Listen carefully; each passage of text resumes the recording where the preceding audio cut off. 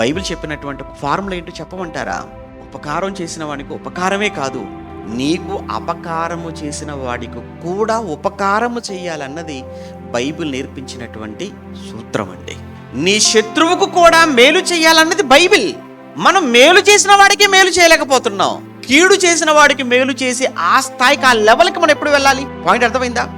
మేలు చేసిన వాడికే తిరిగి మేలు చేయలేని స్థితిలో ఉన్న మనం కీడు చేసిన వాడికి కూడా మేలు చేసే ఆ స్థాయికి మనం ఎప్పుడండి వెళ్ళిపోతాం చెప్పండి? ఒక్కసారి మీకు మేలులు చేసిన వారు, మీకు మంచి చేసిన వారు, మీకు చేసిన వారు, ఎలాంటి వాళ్ళ కోసం మాట్లాడగలం? ఎలాంటి వాళ్ళ కీడు అనుకుంటాం?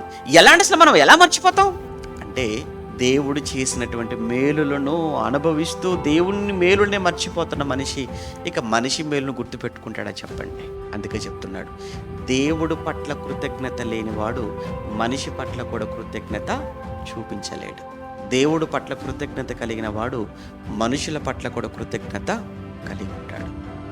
మీరు మనుషులకు చేస్తున్నారనుకుంటున్నారు కీడు, మీరు చేసేది మనుషులకు కాదు, దేవునికే కీడు చేస్తున్నారు.